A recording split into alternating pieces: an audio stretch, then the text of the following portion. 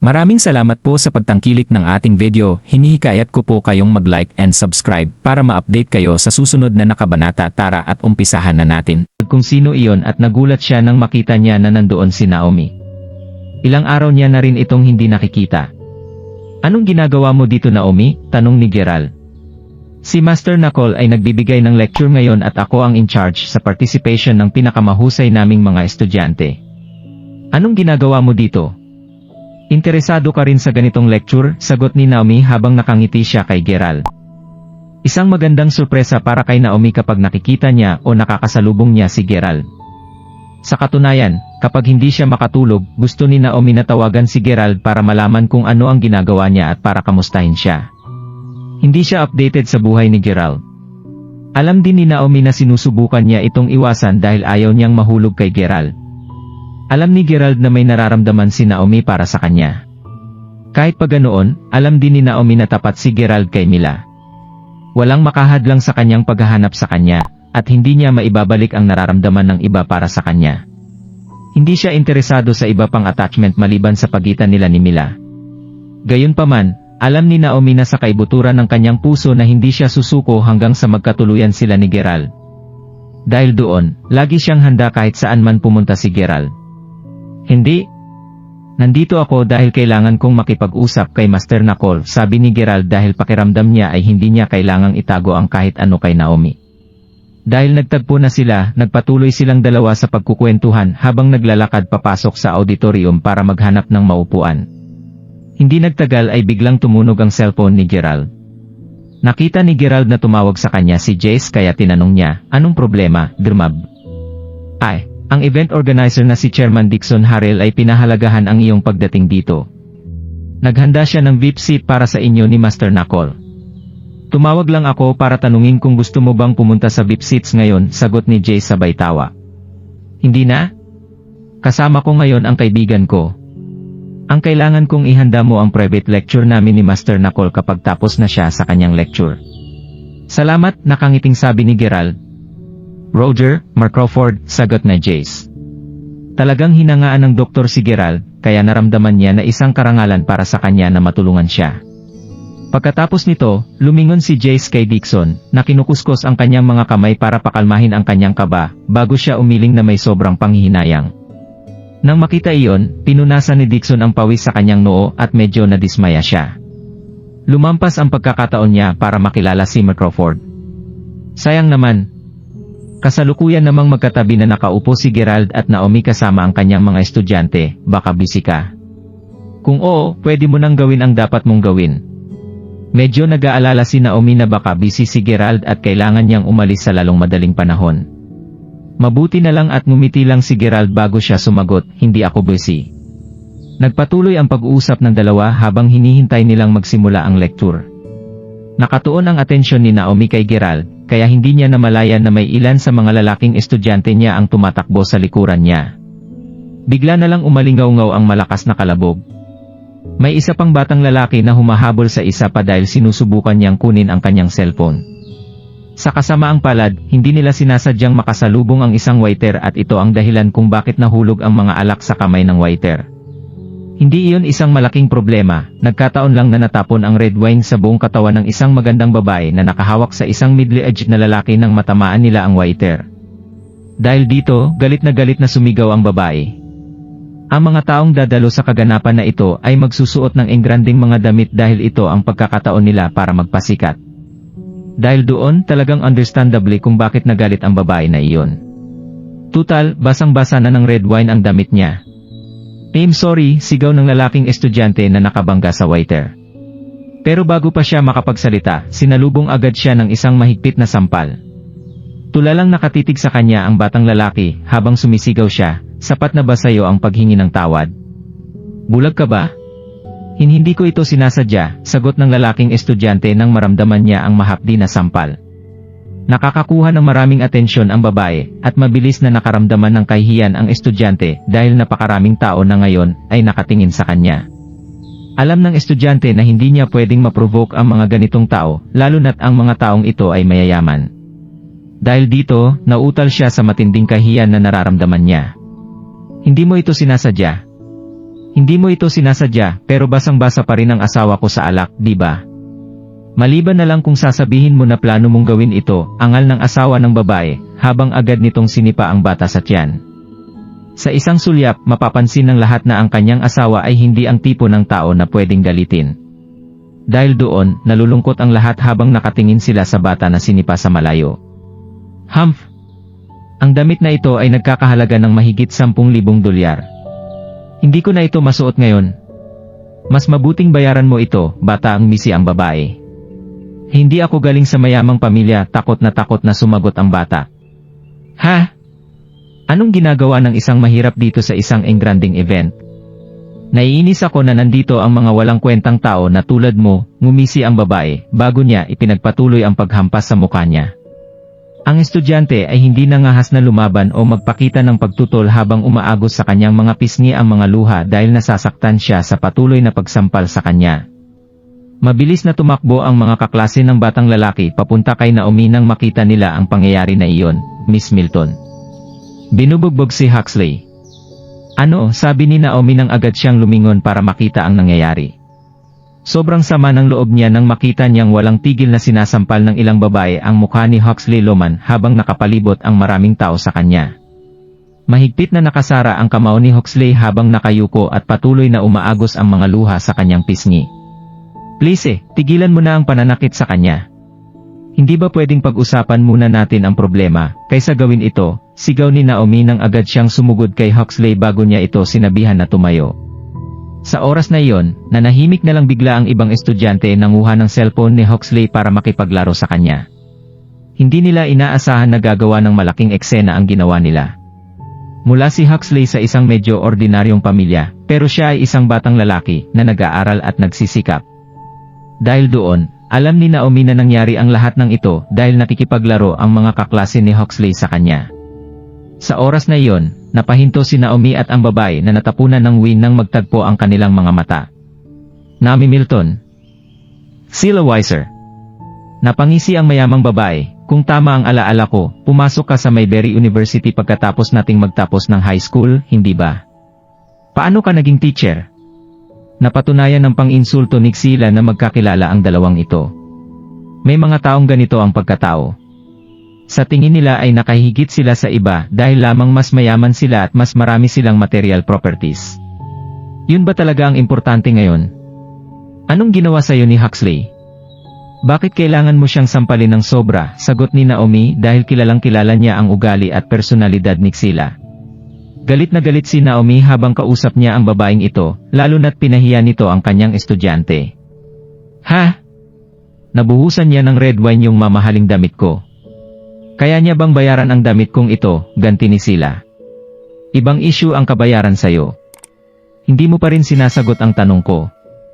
Bakit kailangan mo siyang saktan dahil lang doon? Sigaw ni Naomi habang galit na galit siyang nakatitig kay Sheila. Napahinto si Sheila nang marinig niya ang matatalim na salita ni Naomi. Totoo ang sinabi ni Naomi na hiwalay na problema ang kabayaran sa kanya. Sinampal lang ni Sheila si Huxley dahil gusto niyang ipakita at patunayan sa iba kung gaano siya kagaling sa kanya. Pagkatapos siyang tanungin ng ganito ni Naomi, hindi napigilan ni Sheila na makonsensya. Napagtanto niya bigla na ang lahat ay nakatingin na sa kanya at naghihintay ng kanyang sagot. Mabilis na pinalitan ni Sheila ang kanyang konsensya ng galit nang nagkibit balikat siya. Sasaktan ko siya kung gusto mo. Bakit? Anong gagawin mo?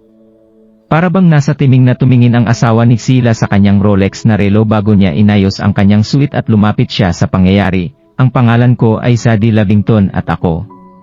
Bago pa man niya matapos ang kanyang pangungusap, biglang naramdaman ni Sadie ang isang mahigpit na sampal sa kanyang mukha. Lumipad siya patagilid sa sobrang lakas ng pagkakasampal sa kanya, natumba ang lalaki sa ilang dosenang mesa. Ikinagulat ito ng ilang tao at marami sa kanila ang biglang sumigaw. Ang sumampal sa kanya ay si Gerald na hindi na nakapagtimpi sa dalawang ito. Natulala si Sheila nang makita niya ang kanyang nasaktan at nalilitong asawa na umiiyak dahil sa kanyang ilang nasirang ngipin. Napahinto siya ng saglit bago siya lumingon kay Gerald, makikita ang galit sa kanyang mga mata habang sinasabi niyang, Ikaw? Sinusubukan mo bang mamatay? Bakit mo sinaktan ang asawa ko? Kaswal na sumagot si Gerald habang nakatingin sa babae, bakit ko siya sinaktan? Well, ayoko lang na Labington ang apelido niya sa halip na Ziegler. Hindi ba sapat ang rason na iyon tulad ng rason mo sa pagsampal ng maraming beses sa batang iyon? Ikaw. Galit na galit si Xila na parang anumang segundo ay sasabog siya sa sobrang galit. Napakasama ng taong ito. Binigyan niya ng nagbababalang tingin si Gerald at si Naomi bago siya nagmadaling pumunta sa gilid ng middle-aged na lalaki habang sumisigaw ng asawa. Asawa ko, okay ka lang ba? Duguan ang bibig ni Zadie, ngunit mulat pa rin ang kanyang mga mata dahil hindi masyadong gumamit ng masyadong lakas si Gerald para sampalin siya. Galit na galit ngayon ang lalaki habang sumisigaw siya, tawagan si Chairman Harrell. At huwag niyong hayaang makatakas ang batang iyon. Sisiguraduhin kong hindi siya makakaalis dito ng buhay. Nang marinig iyon, agad namang tumawag si Xila. Habang ginagawa niya iyon, nagbubulungan na ang mga taong nakapalibot sa kanila.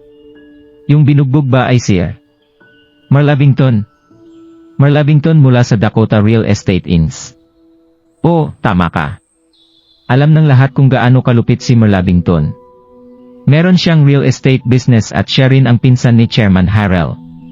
Hindi ko inasahan na sasampalin siya ng binatang iyon dahil ang binugbog ng asawa ni Marlavington ang kawawang estudyanteng iyon. Kahit na, tapos na siya ngayon. Hindi siya makakatakas sa sitwasyon na ito nang hindi nasasaktan. Maraming mga taong nakapalibot sa kanila ay bumuntong hininga dahil naawa sila kay Gerald, ngunit marami pang iba ang nasasabik na panoorin kung ano ang susunod na mangyayari. Hindi nagtagal ay unti-unting nanahimik ang mga tao. Ito ay dahil may isang middle-aged na lalaki ang makikitang naglalakad kasama ang ilan sa kanyang mga tauhan. Alam na ng lahat ng naroroon kung sino siya. Siya si Dixon Harrell, ang hari ng real estate development. Anong nangyayari dito? Tanong ni Dixon nang bigla siyang tumingin sa duguan na si Marlavington. Naramdaman ni Dixon na isang kahihiyan para sa kanya ang nangyari kay Marlavington. Gusto niyang malaman kung sino ang taong may lakas ng loob para saktan ang kanyang pinsan. Handa na sigurong mamatay ang taong iyon. Mabilis na tumakbo si Xila kay Dixon at sinabi sa kanya ang lahat ng nangyari. Pagkatapos nito, naka-cross arm siya habang naglalakad palapit kay Naomi nang nakangisi. Hindi ba malakas ang loob mo kanina, Naomi? Ipakita mo sa akin kung gaano ka kahusay ngayon, mapanuya na sinabi ni Xila habang matagumpay siyang nakatingin kay Xila. Kayong dalawa naman.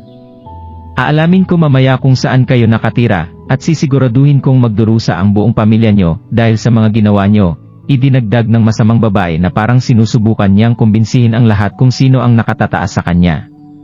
Nagsisilbi rin itong babala para sa iba na huwag maglakas loob na saktan siya. Nang marinig iyon, takot na takot si Huxley na nagsimulang manginig ang kanyang mga tuhod. Takot na takot siya dahil dinamay ang kanyang pamilya sa kaguluhan na ito. Kahit sino ay matatakot kapag narinig iyon. Malakas ang loob mo na saktan ang kakilala ko, M.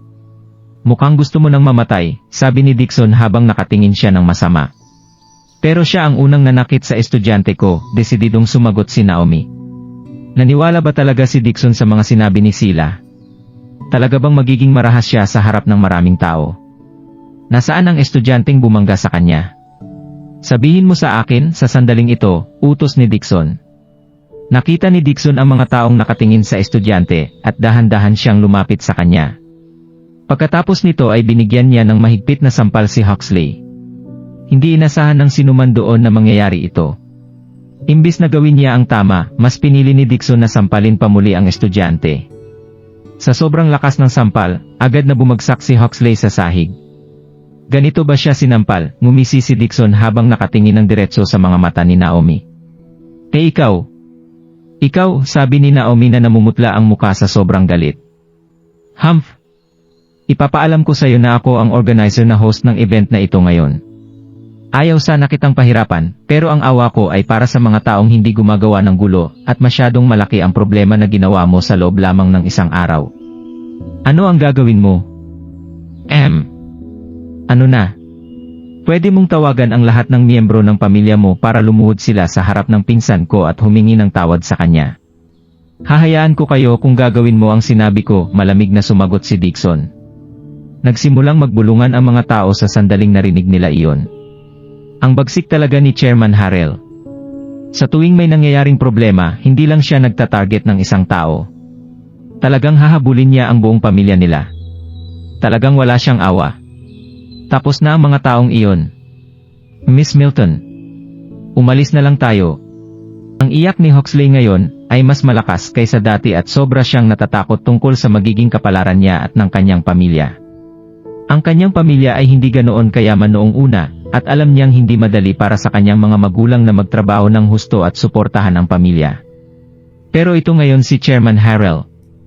Sinasabi niyang dalhin niya ang kanyang pamilya dito at lumuhod sa harapan ni Merlabington. Nanginginig ang bata sa takot habang nanghihina ang buong pagkatao niya. Alis kayo. Sa tingin mo ba magiging madali para sayo na umalis ngayon? Malapit nang magsimula ang conference, kaya huwag mong sayangin ang oras ko. Sa ngayon, kailangan mong tawagan kaagad ang lahat ng mga head mula sa iyong school at gayon din ang lahat ng miyembro ng pamilya mo. Ang lakas ng loob na saktan ang pinsan ko. Tama lang na gawin ko ito dahil sa ginawa mo, ngumisi si Dixon. Takot na takot ang ibang estudyante, kaya wala ni isa sa kanila ang nangahas na huminga ng masyadong malakas. Naging masyadong malaki ang isyu na ito. Naiintindihan mo na ba ang sinasabi ko, Naomi? Kumikilos ka na parang alam mo ang lahat, pero dapat mo ring malaman na may ilang taong mas malakas sayo na hindi mo dapat kalabanin, deklara ni Xila habang naka-cross arms. Hayaan mo lang sila. Kung gusto mong magpapunta ng tao dito, papuntahin mo na lang ang pamilya ko, sabi ni Gerald habang nakatingin ng masama kay Dixon. Ayaw na sana ni Gerald na magdulot ng kaguluhan. Gusto lang niyang turuan ng leksyon si Xila at ang asawa nito. Pero dahil ginawa nila itong malala, hindi na pinigilan ni Gerald ang sarili niya na labanan sila. Napangiti si Dixon nang marinig niya ang mayayabang na salita ni Gerald, sige. Umaasa ako na darating ang pamilya mo. Tingnan natin kung gaano kakagaling. Pagkatapos nito ay may tinawagan si Gerald. Makalipas ang halos 10 minuto nang lumitaw ang ilang mamahaling luxury cars sa harap ng auditorium. Iniisip ng lahat kung sino ang dumating at mabilis na nasagot ang kanilang mga katanungan nang lumabas ang ilang makapangyarihan at mayayamang negosyante sa Mayberry mula sa mga sasakyan na iyon. Kay Chairman Lyle, gulat na sinabi ni Dixon nang makita niya ang mga taong iyon. Nahulog rin ang panga ni Xiel dahil nabigla siya sa mga pangyayari. Lumingon siya kay Gerald at bigla na lang napalunok si Dixon. Ang lalaking ito. Sino siya? Ngumisi si Gerald habang nakatingin siya kay Dixon, nandito na sila. Bakit hindi ka pumunta doon para makipag-usap sa kanila? So, ito ba ang taong nanakit sa'yo, Mark Crawford? Sabi ni Zack habang naglalakad palapit sa grupo. Muntik nang maihi si Dixon nang marinig niya ang pangalan na iyon. Ano? Mark Crawford? Nabanggit rin ni Dirmab na nandito rin si Mark Crawford. Sa katunayan, naalala ni Dixon na inimbitahan pa niya si Gerald na maupo sa tabi niya sa VIP area. Hindi niya inasahan na ang taong nasaktan niya ay walang iba kundi si Mark Crawford. Sa puntong ito, gulat si Dixon na hindi na niya kayang makahinga ng maayos. Ang mga manunood naman ay magalang na tumabi dahil alam nila kung sino si Mark Crawford. Si Gerald na lang ang nanguna kay Naomi at sa iba pa niyang mga estudyante pabalik sa kanilang mga upuan. Pinanood ni Xila na umupo ang grupo nila bago nila sinabing, ang lalaking iyon ay si Mark Crawford. May makapangyarihang tao pala na sumusuporta kay Naomi. Bago pa siya makapagsalita, bigla naman siyang sinampal ni Dixon sa muka. Nang ina mo ka. Napunta ako sa matinding gulo dahil sayo, galit na sumigaw si Dixon dahil sa sobrang kahihiyan na nararamdaman niya. Pakiramdam niya ay kaya niyang patayin si Xila ngayon. Gayunpaman, alam nilang lahat na minor hiccup lang ito para kay Gerald. Pero kahit pa, alam ni Dixon na ito na ang katapusan niya. Gulat si Dixon mula nang mangyari iyon, ngunit ang conference ay nagpatuloy lamang tulad ng plano nila. Pagkalipas ng 2 oras, mabilis na tumakbo si Jace kay Gerald bago niya sinabing, ay, I'm so sorry, Mark Crawford. Hindi ko inasahan na may makikipaglaban talaga sa'yo, lalo na sa ganitong kaganapan. Yung Dixon Harrell na iyon, kasalanan niya kung bakit nangyari iyon sa kanya. Okay lang. Maayos na ang sitwasyon. Speaking of which, nakausap mo na ba si Master Knuckle? Tanong ni Gerald. Oo. Naghihintay siya ngayon sa isang private room, Mark Crawford. Pumunta ako dito para ihatid ka sa kanya, sagot ni Jace. Pagkaraan ng ilang sandali ay nakarating na silang dalawa sa private room. Pagpasok sa loob, nakita nilang dalawa si Master Knuckle na nakadekwatro at nakapikit sa tabi ng insenso burner, mukhang nagme-meditate siya. Narinig niya ang mga yapak ni Jace at Gerald, kaya iminulat ni Master Nicole ang kanyang mga mata bago siya bumati. Nandito ka na pala, Mark Crawford. Binati lang siya ni Gerald bago siya dumiretso sa kanyang mga katanungan. Binigyan ni Jacker si Master Nicole ng mabilisang rundown kung ano ang dahilan ng pakikipagkita sa kanya ni Gerald ngayon. Sa pagkakaintindi ni Master Nicole, gustong malaman ni Gerald kung nasaan ang Ancient City. Handang magbigay ng audience si Master Nicole kay Gerald, hindi lang dahil malaking donation ang binigay ni Gerald para sa kanyang conference sa pagkakataong ito, ngunit narinig din niya mula kay Jace na iniligtas ni Gerald ang buhay ng lahat ng mga nagkasakit na sanggol. Dahil doon talagang tumaas ang paggalang niya kay Gerald. Alam ko kung nasaan ang Ancient City.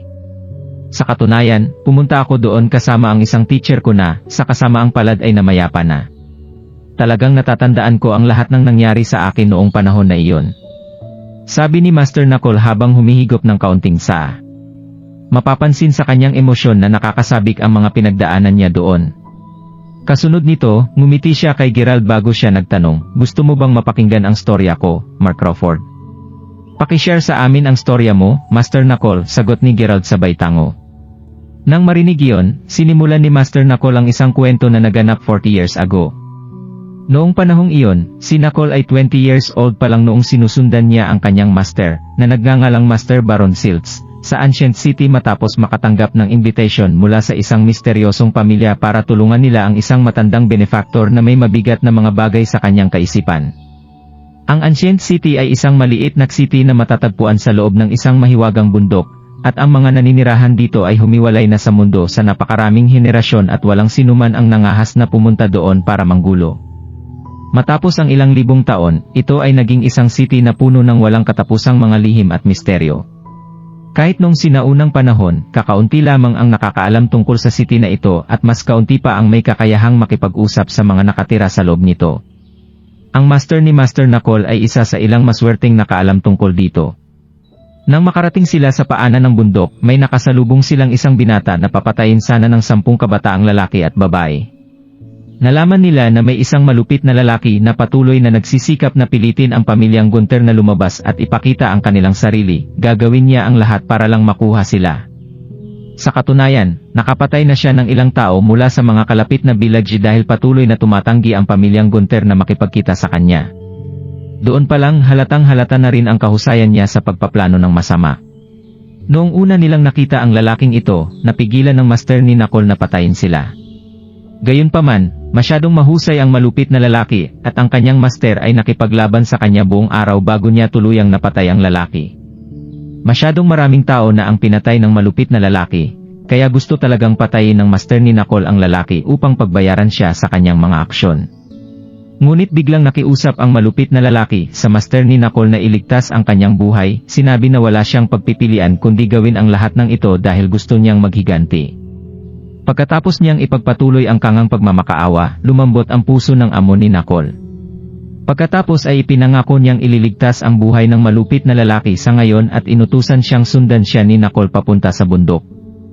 Noong panahong iyon, naisip nila na kapag nakausap na sila ng pamilyang Gunter, makukuha na nila ang katotohanan sa likod ng pangyayari na ito. Sa katunayan, tatapusin agad ng master ni Nicole ang buhay ng binata kung talagang masama siya. Paulit-ulit na nagpasalamat ang malupit na lalaki sa master ni Nicole at nangako ang binata na magtatayo siya nito ng isang napakagandang monasteryo. Kahit pa napakayaman niya, tinanggihan pa rin ng master ni Nicole ang alok niya. Habang lumalakbay sila sa kahabaan ng kalsada, silang tatlo sa kalaunan ay nakarating sa Ancient City. Hindi kaya pinlano niyang kalabanin ang iyong master para lamang makapasok sa Ancient City? Curious na tinanong ni Gerald. Planado niya iyon. Niloko na talaga kami. Sagot ni Master Nicole na may pilit ng ngiti habang umiling. Ang lalaki na iyon ay mas malakas pa sa master ni Nicole. Mahusay rin siya sa pagtago ng kanyang inner strength. Iyon ang dahilan kung bakit inakala ng master ni Nicole na hindi na siya mahihirapang pabagsakin muli ang lalaki kung sinimulan niyang makipaglaban sa kanya. Sa kabila nito, nasabi ng binata na sila ng kanyang master na umalis sila para makipagkita sa pamilyang Gunter dahil napagtanto niyang nakatanggap sila ng imbitasyon mula sa pamilyang iyon. Dahil doon, nagpanggap siyang natalo sa master ni Nicole para lang magmakaawa siya sa kanyang master. Ginagawa niya ang lahat ng ito, hindi siya makalapit sa pamilyang Gunter kahit na napakalakas niya. Gabing-gabi na nang makapasok sila sa Ancient City. Naglakad sila ng kaunti nang biglang pinakita ng binata ang kanyang totoong kulay at sinimulan niyang patayin ang mga miyembro ng pamilyang Gunter na sumalubong sa kanila. Nang makita ito ng master ni Nicole, ginawa niya ang makakaya niya para labanan muli ang binata. Ngunit sa huli, walang laban ang kanyang master sa kanya. Halos gumaling na ang mga sugat ni Chester. Kaya dinala ni Gerald si Chester at ang sulat ng sila ay umalis papunta sa Curtain City pagsapit ng hapon. Dumidilim na. Tama lang ba na pumunta tayo sa bundok ngayon? Tanong ni Chester. Maghahanap muna tayo ng hotel na matutuluyan ngayong gabi. Pupunta tayo sa bundok ng maaga bukas.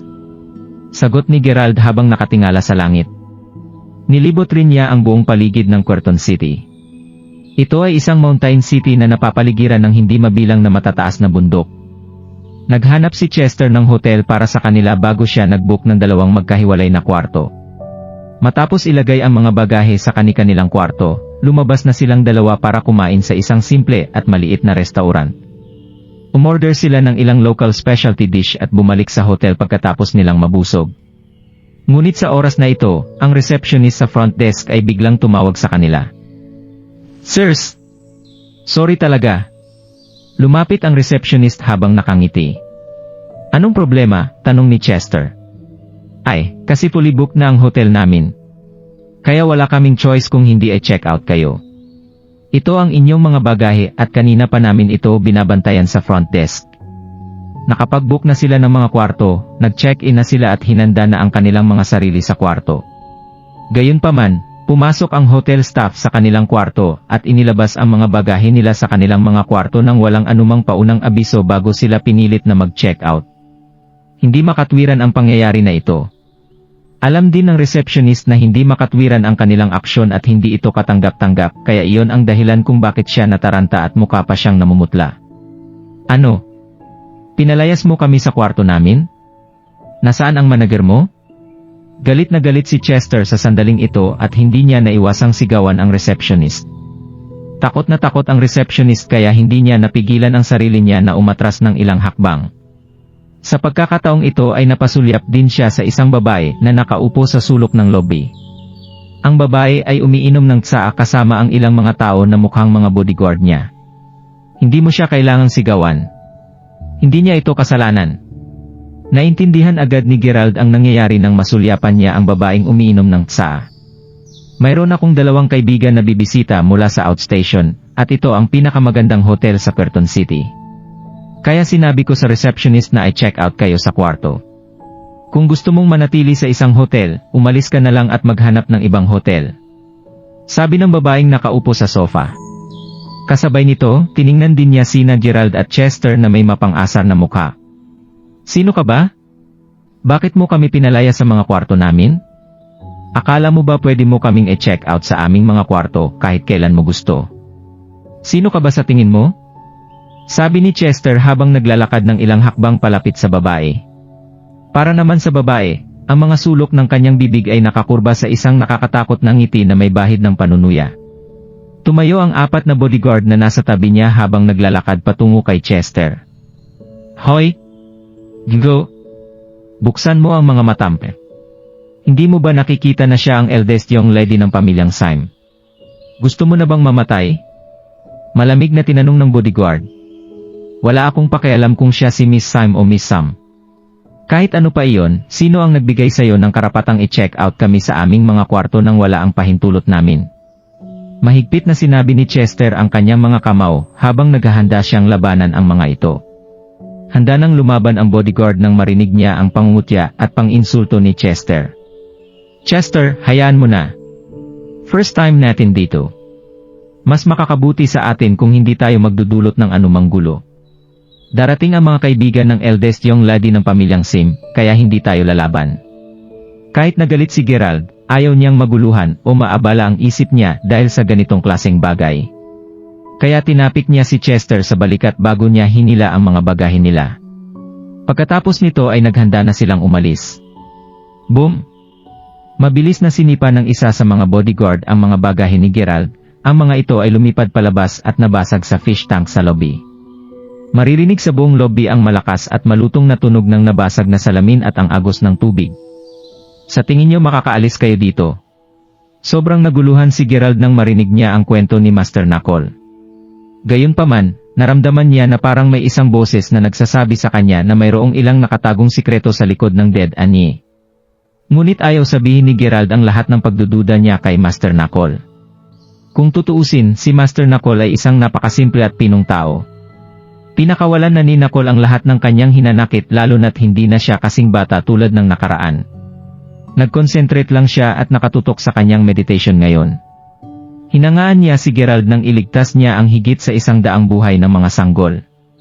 Kaya sumasagot si Master Knuckle tuwing nagtatanong si Gerald sa kanya.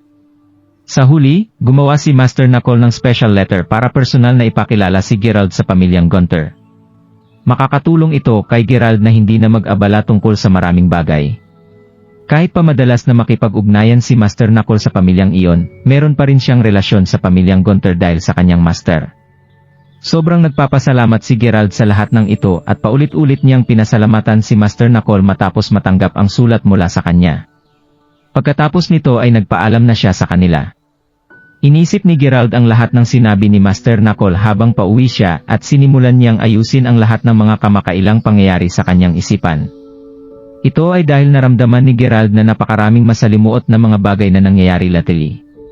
Pakiramdam niya ay babagsak na siya dahil sa sobrang pag-iisip niya. Una, nakumpirma na niya na ang pagkawala ni Mila ay may kinalaman sa misteryosong Sun Leguy. Nagawa niya ang conclusion na ito dahil halos kapareho ng misteryosong pagkawala ng kanyang second uncle noon ang pagkawala ni Mila. Ang Sun Leguy ang kumuha sa kanyang second uncle at kay Mila sa dalawang magkahiwalay na okasyon.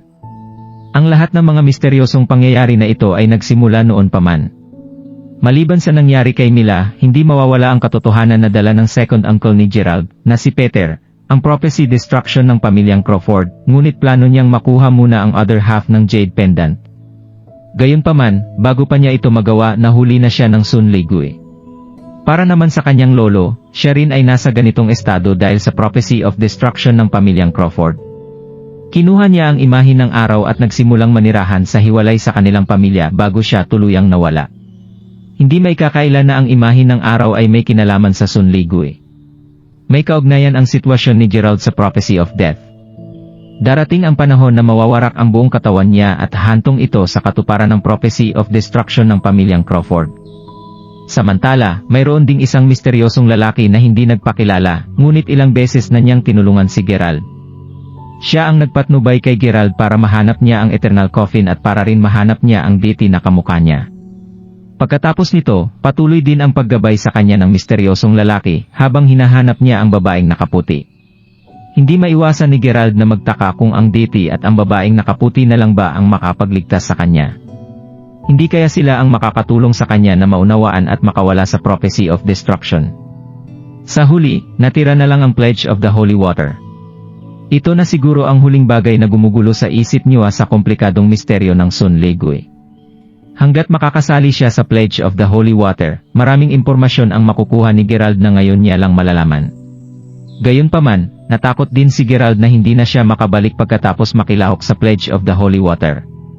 Bukod pa dito, kailangang maging sikat at kilala si Gerald para makasali dito. Kung pagsasamahin niya ang lahat ng ito, napagtanto ni Gerald na ang lahat ng mga kaganapang ito ay konektado sa isa't isa dahil sa isang kadahilanan at iyon ay walang iba kundi ang Sun Leguy. Ang kanyang second uncle at ang pagkawala ni Mila, ang misteryosong lalaki, ang pamilyang Crawford, ang imahe araw, ang pamilyang Gunter na biglang sumulpot sa oras na ito, ang hari ng Judgment Portal na hindi nagpakita ng mukha sa sinuman, ang pangyayari kung saan ang deity ay bumaba sa lupa, at gayon din si Finlay na nawala na lang bigla ay may kaugnayan sa Sun Leguy. Habang iniisip ito ni Gerald, bigla na lamang siya nagpakawala ng mahabang buntong hininga. Ang lahat ng mga bagay na ito ay parang mga maiitim na ulap na unti-unting lumalamon sa kanya at naramdaman ni Gerald na parang nasasakal siya. Pakiramdam niya ay nahulog siya sa isang napakalalim na bangin. Habang palalim ng palalim ang paglubog niya dito at habang nagpupumiglas siya, mas lalong nagiging misteryoso ang mga bagay. Pero hindi susuko si Gerald kahit mamatay na siya. Gusto niyang makuha ang makatarungang paliwanag at sagot sa lahat para sa pamilya niya, para kay Mila, at maging sa sarili niya. Ang Sun Leguy ay parang isang bibig na patuloy na sinusubukang lamunin ang mga tao, at tila binabantayan nito ang bawat galaw na ginagawa ni Gerald. Pero hindi natatakot sa kanila si Gerald. Makalipas ang 3 araw, umalis si Gerald kasama si Chester. Ang Ancient City ay matatagpuan sa loob ng malaking bundok at ang lugar na ito ay kilala bilang Curtain City. Lumuhod ka at yumuko sa harap ni Miss Syme. Baka patatawarin ka ni Miss Syme kung siya matuwa siya sayo. Malamig na sinabi ng bodyguard. Kuya, dapat maging mapagpasensya ka kung kaya mong maging mapagpasensya. Hindi mo kailangang lumampas sa limitasyon mo. Hindi namin sinasadyang saktan ka sa anumang paraan. Sabi ni Gerald. Pagkatapos nito ay naglakad siya at kinuha ang kanyang bagahe na hinagis ng bodyguard bago siya muling naghanda na umalis. Puffed. Sinabi ko bang pinapayagan ka ng umalis? Sino ba ang nagsabing wala siyang pakialam kung ako si Miss Syme o si Miss Sam kanina lang? Debe, basagin mo ang ngipin ng taong ito. Sabi ng babaeng umiinom ng tsa habang nakatayo siya. Galit na galit si Chester sa sandaling ito at tanging galit na lang ang napigilan niya. Nang marinig ng isa sa mga bodyguard ang sinabi ni Miss Syme, sinipan niyang muli ang mga bagahe na kinuha ni Gerald. Kasalanan mo ito. Sabay-sabay na sumigaw ang 4 na bodyguard. Habang nagsasalita sila, naglabas sila ng kanilang mga batuta bago sila naglakad papunta kay Gerald at Chester. Ayaw ni Gerald na makipaglaban sa kanila, ngunit ang mga tao mula sa pamilya Syme ay masyadong dominante at mayabang. Kahit sinong ordinaryong tao ay hindi ito kakayanin kung sila ay makaranas ng suntok mula sa mga batuta sa kanilang mga ulo. Masama na nga na pinilit silang mag-check out sa kanilang kwarto, ngunit ngayon ay balak pa nilang bugbugin at pilitin silang lumuhod sa harapan ni Miss Syme. Walang sinuman ang kayang hayaan lang ito. Si Gina? Sabi ni Gerald kay Chester. Kanina pa pinipigilan ni Chester ang galit niya. Itinaas niya ang kanyang mga braso habang ang 4 na bodyguard ay direktang hinampas ang kanilang mga bakal na batuta sa kanyang mga braso. Boom! Boom! Boom! Boom! Ang 4 na bakal na batuta ay nabali sa isang iglap. Nalaglag din ang panga ng 4 na bodyguard. Ano? Gulat na gulat silang 4 habang walang tigil silang nanginginig. Maging si Miss Syme ay muling napatayo sa sobrang gulat at halatang medyo natatakot siya. Naging madugo ang sumunod na eksena. Hinawakan ni Chester ang isang bodyguard sa mga kamay nito at halos parang naglalaro siya ng isang laro ng catch, bago niya hinampas ang 4 na bodyguard hanggang sa halos hindi na sila makilala. Sa wakas ay natakot ang babae at nawala na ang pagiging kalmado niya. Ikaw, saan mo nakuha ang lakas ng loob mong kalabanin kami? Alam mo ba kung nasaan ka? Gusto mo na ba talagang mamatay? Sumigaw ng malakas ang babae. Si Gerald naman ay umakbay lang sa babae bago niya ito binuhat sa kwelyo nito. Pagkatapos nito ay inihagis niya ang babae palabas ng pinto. Nahulog na lang ang babae sa isang malaking pool sa labas ng hotel. Naging magulo ang kanyang itsura. Mukhang gusto mo na talagang mamatay. Ikaw mismo ang may kasalanan niyan. Galit na sumigaw ang babae. Pagkatapos niyang magsalita, hindi na siya nag-abala pa na lapitan ang kanyang mga kawawang bodyguard at nagmamadali siyang tumakbo nang makita niya si Chester na naglalakad palabas. Pita! Binubuli mo ba kami dahil naisip mo na ikaw ay isang young lady? Nagmura si Chester. Nanahimik ang lahat ng mga tao sa hotel at napatulala sila dahil sa sobrang gulat. Tulungan mo kaming mag-check-in at ayusin ang kwarto kung saan mo kami pinalayas kanina. Kung hindi, gigibain namin ang iyong hotel. Sabi ni Gerald nang hinampas niya ang mga kamay niya sa mesa. Opo. Opo. Opo. Paulit-ulit na tumango ang receptionist at ang staff ng hotel. Hindi nila kayang guluhin ang pamilyang Syme, ngunit hindi rin nila kayang guluhin ang 2 lalaking nasa harapan nila. Kaya ang magagawa lang ng receptionist ay sumunod kautusan ni Gerald. Pagkatapos mag-book muli ng mga kwarto sa hotel, muling umakyat sina Gerald at Chester sa kani-kanilang mga kwarto. Habang iniisip ni Gerald ang pangyayari kanina, naging mapait lamang ang ngiti niya. Kung tutuusin, walang mayaman o maimpluwensyang pamilya sa mata ni Gerald. Pagdating nila sa room floor nila ay biglang bumukas ang pinto ng elevator.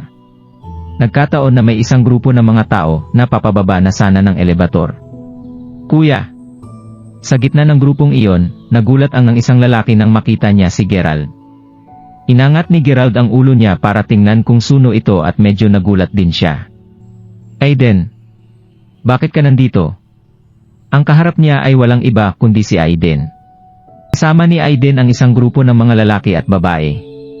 Tumingin si Gerald sa kanila ng ilang beses dahil may mahinang inner strength na bumabalot sa kanilang lahat. Masasabi niya na silang lahat ay martial arts practitioners. Maaga akong dumating ngayon, kuya. Bakit ka nandito? Nandito ka rin ba para mag-training? Nagtatakang tinanong ni Aiden.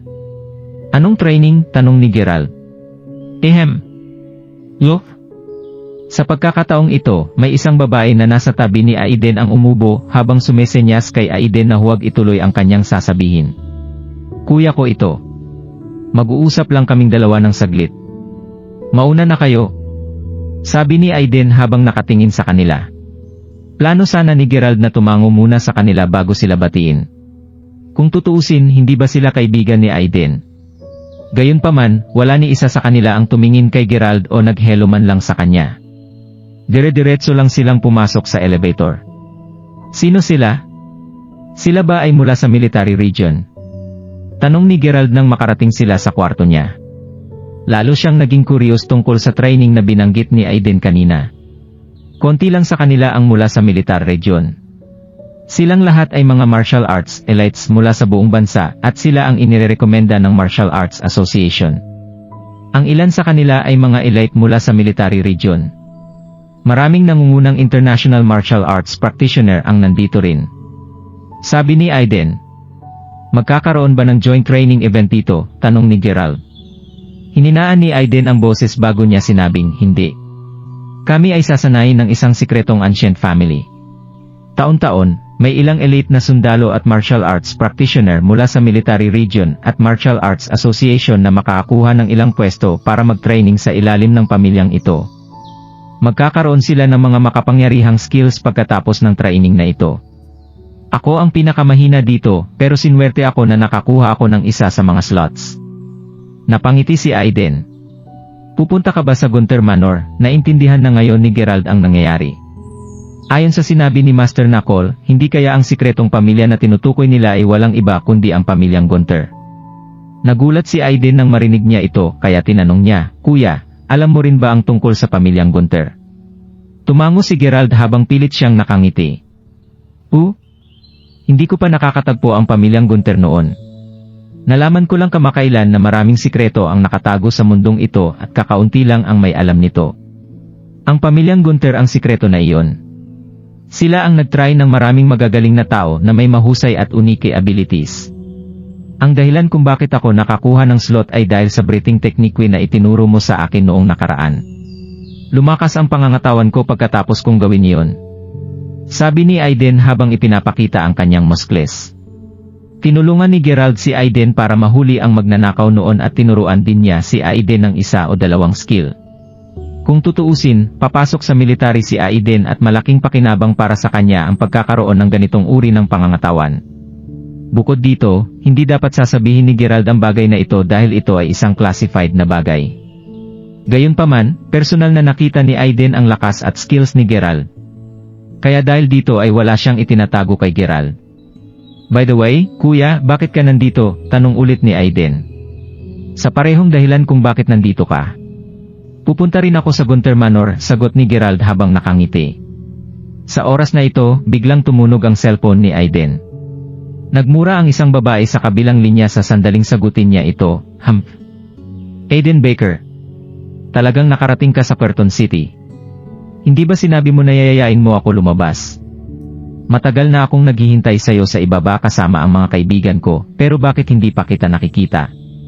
Okay, Saige. Mag-usap na lang tayo mamaya. Sabi ni Aiden bago niya ibinaba ang tawag.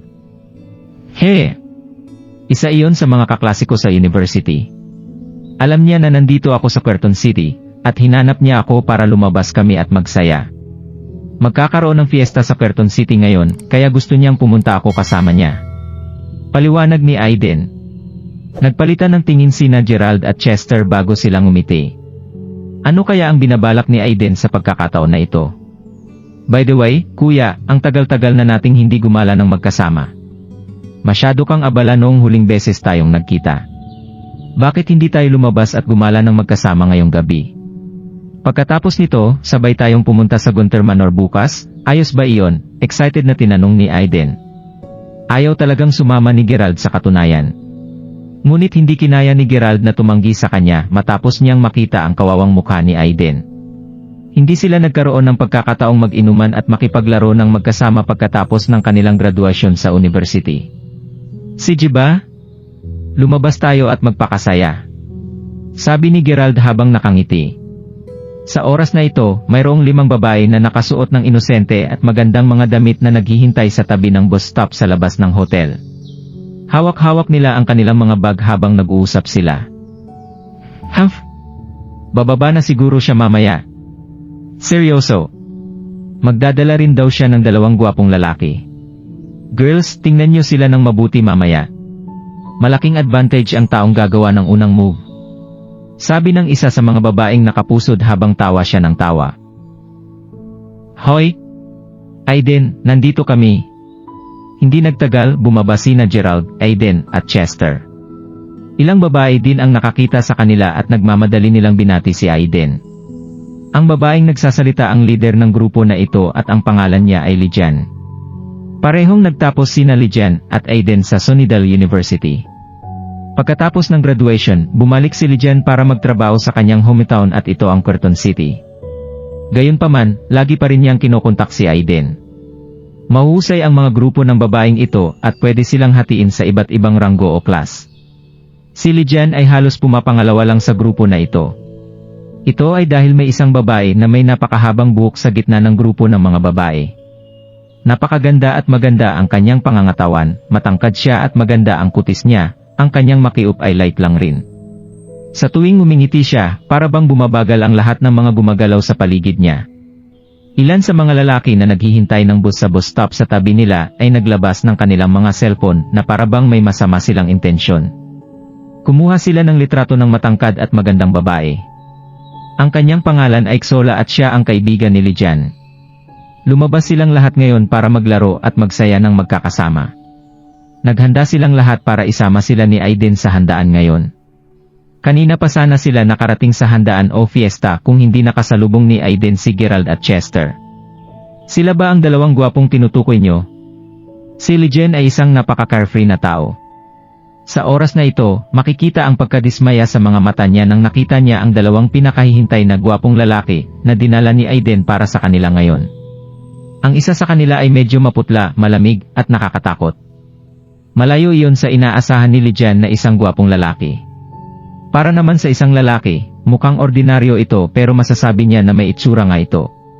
Gayunpaman, wala sa kanya ang luxurious na ugali na karaniwang makikita sa isang young master na tulad ni Aiden. Sa halip mararamdaman sa kanya ang mas mature at pinong pakiramdam. Malaki ang pinagkaiba nito sa expectations ni Lijan. Si Gerald ang uri ng lalaki na marriage type kaysa maging isang boyfriend. Napakaboring niya. Ito rin ang iniisip ng ilan pang mga babae. Sige. Anong tingin niyo girls? Hindi masyadong nag-isip si Aiden tungkol dito. Masyado siyang masaya na nasa labas siya ngayon. Nag-usap lang ang bawat isa sa kanila habang naglalakad sila. Pagkatapos nito ay nakarating na sila sa venue kung saan gaganapin ang handaan. Napansin din ni Gerald na halos lahat ng atensyon ng mga babae ay nakatuon kay Aiden sa oras na iyon. Wala ni isa sa kanila ang kumakausap sa kanya o kay Chester. Anong dahilan? Ito ay dahil ang kasalukuyang itsura ni Chester ay nakakatakot para sa kanila. Masyado namang honest si Gerald. Sa kabilang banda, si Aiden noon pa man ay ang uri ng tao na may flamboyant at walang pigil na ugali. Dahil doon ay nakakuha siya ng maraming atensyon sa kanyang sarili. Gayunpaman, walang pakialam si Gerald kahit na hindi siya pinapansin ng mga taong ito. Hindi naman importante iyon sa kanya. Kung tutuusin, ang dahilan kung bakit lumabas si Gerald ngayong gabi ay dahil gusto niyang magsaya kasama ang kanyang kapatid. Kailangan nilang pumunta sa Ancient City bukas. Hindi siya nandito para maghanap ng partner. Ang banquet venue ay ang pinakamalaking hotel sa Curtin City. Bukod pa dito, dahil sa impluensya ng pamilyang Gunter sa Ancient City, maraming tao sa Curtin City ang mga eksperto sa martial arts ay masayang nanonood sa boxing at fighting match. Pagpasok sa lobby, nakita nila ang isang specially made arena sa gitna ng malaking lobby. May mga manlalaban din sa loob ng ring sa oras na ito. Entertaining na umupo sa loob ng sitting lobby. Ang front row ay natural lang na para sa mga distinguished guest. Nakita ni Gerald na ang mga ito ay ang grupo ng mga tao na kasama ni Aiden noong una. Gayunpaman, napansin niya na hindi komportable si Aiden sa kanila. Kaya naman ayaw ni Aiden na makasama sila. Nagkataon lang na ayaw din ni Gerald na pumunta doon para makipag-usap sa kanila. Sa katunayan, ang mga taong ito ay may ugali ng pagiging superior at nararamdaman nila na parang sila ang pinakamahusay sa buong mundo. Ni hindi man lang nila gustong tumingin sa ibang tao. Pero walang pakialam si Gerald sa kanila. Kaya ang ilan sa kanila ay nakaupo sa pinakaliblib na mesa. Hindi napansin ni Gerald na nakuha ang atensyon ng isang waiter ang pagdating niya doon. Palihim na tiningnan ng waiter si Gerald ng ilang beses. Matapos makumpirma ng waiter na nandoon nga si Gerald, inilapag niya ang plato sa kanyang kamay bago siya tumalikod at umalis.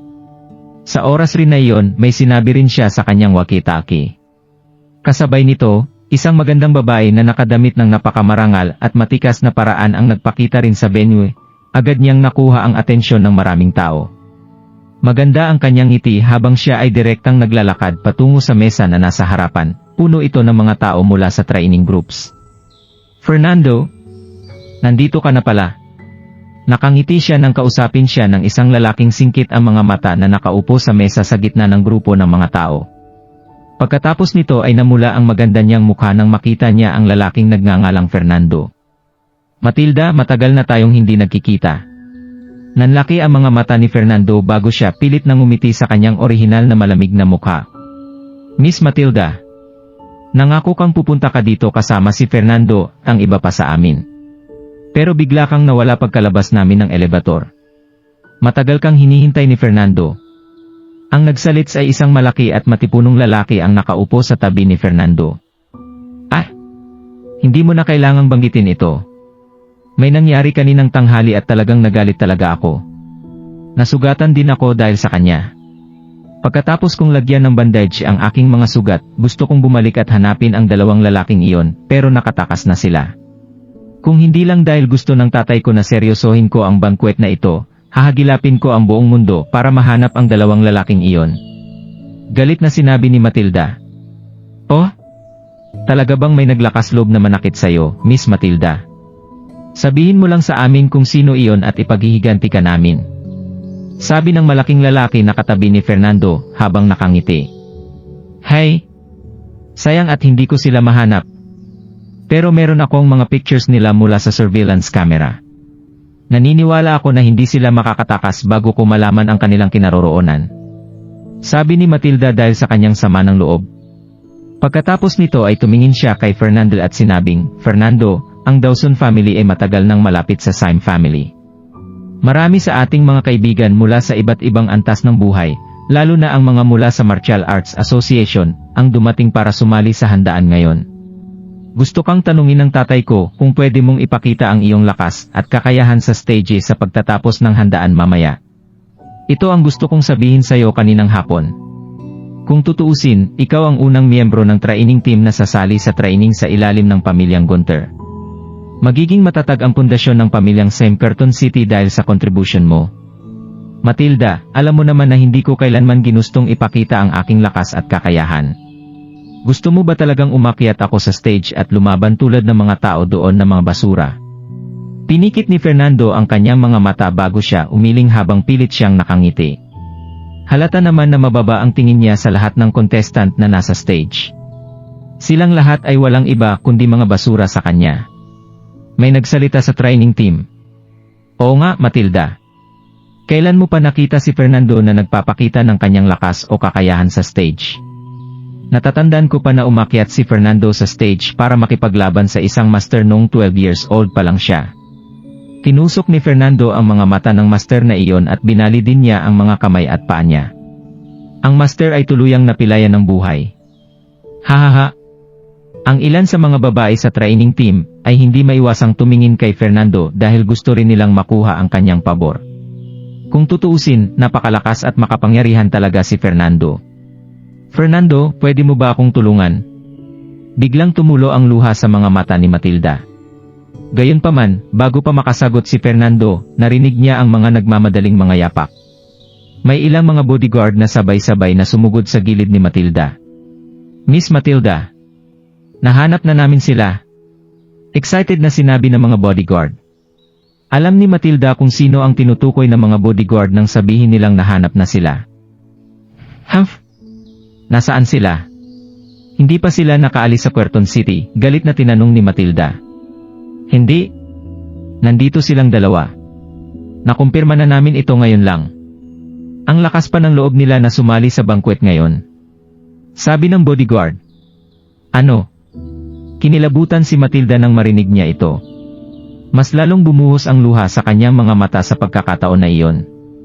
Sige, dahil wala nang pakialam si Fernando sa akin at dahil hindi siya handang tumulong sa akin, lalabanan ko na lang sila ng mag-isa kahit na silang dalawa ay malalakas pa.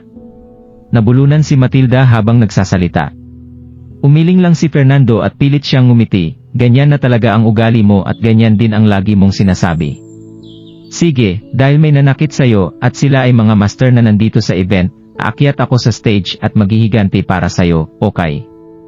Sa ganoong paraan, pinapakita ko na sa'yo na pumapayag ako sa lahat ng hinihiling mo sa akin, okay? Hahaha. Sabi na eh. Alam ko naman na paborito mo ako, Fernando. Tuwang-tuwa na sinabi ni Matilda.